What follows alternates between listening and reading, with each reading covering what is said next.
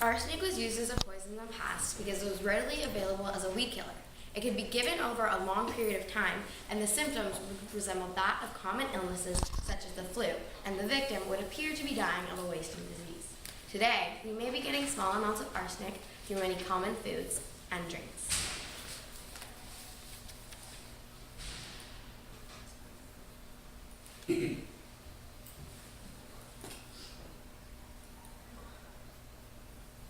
Arsenic was used as a poison because of its high toxicity and lack of odor and taste.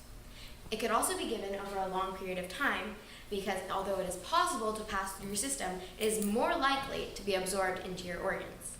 Today, poisoning somebody with arsenic is less common because we can easily detect it with neutron activation analysis. Arsenic's toxicity contributes to many of its uses, including rat poisons and insecticides. Although arsenic's toxicity is the reasons for many of its uses, it also poses a large threat to humans. Arsenic is a carcinogen, which means it is capable of causing cancer in living tissue. Arsenic can cause kidney, bladder, liver, and lung cancer when ingested. This is a cancerous liver. Awesome. Lung cancer can also occur when arsenic is inhaled. These are cancerous. Arsenic can also cause many health issues apart from cancer, including brain damage and skin conditions like these.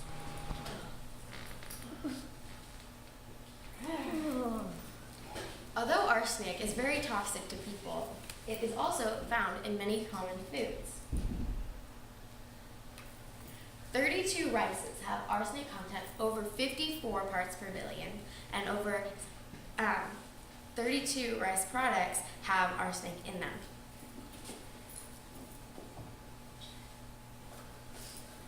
The state standard for arsenic in water is 10 parts per billion. So as you can see, the arsenic levels in these foods are a lot higher than that.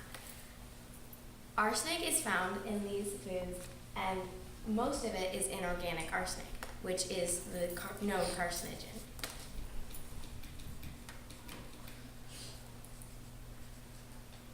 It is found in baby foods and cereals, rice pastas, and many other regularly sold products. As well as being found in many foods, it is also in many common foods, including beer and wine. Statistics show that if somebody has 2.5 beers or 1 glass of white wine per day, the amount of arsenic in their body is 30% higher than everybody else. Of 6,000 beer drinkers, 70 of them died from arsenic poisoning due to the sugar used to brew the beer. As well as being in beer and wine, arsenic is also in many apple and grape juices. 10% of apple and grape juice samples had arsenic levels over the state standard for arsenic in water of 10 parts per billion. Most of it is inorganic arsenic in these drinks, which, as I said, is a known carcinogen. As you may know, apple and grape juices are mostly consumed by young children who are more susceptible to arsenic-related issues. The Consumer Union is urging the FDA to set a standard for arsenic in juice. As well as being in many commercially sold products, arsenic is also in many water systems. This is a map showing arsenic in water systems around the U.S. As you can see, the darker shades of red depict higher levels of arsenic.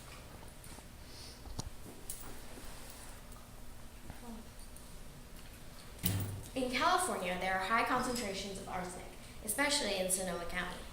To be exact, there are 18 residents with arsenic levels over the state standard of 10 parts per billion, some even getting up to 27 parts per billion.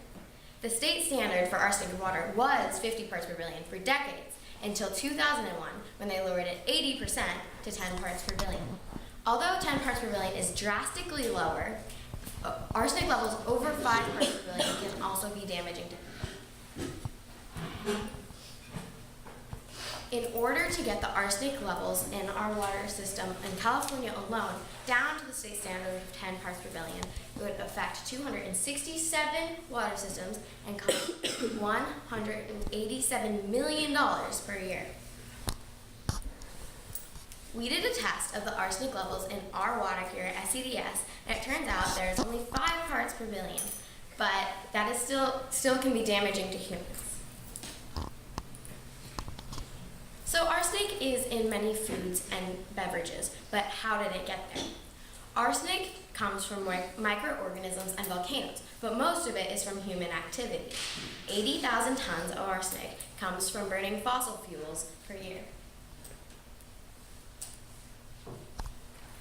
Although arsenic is in many places, it is easy to stay arsenic poisoning free. Just limit the amount of apple and grape juice you have and rice. I'm not saying that you should never eat a bowl of rice again. Just be cautious of it. Thank you.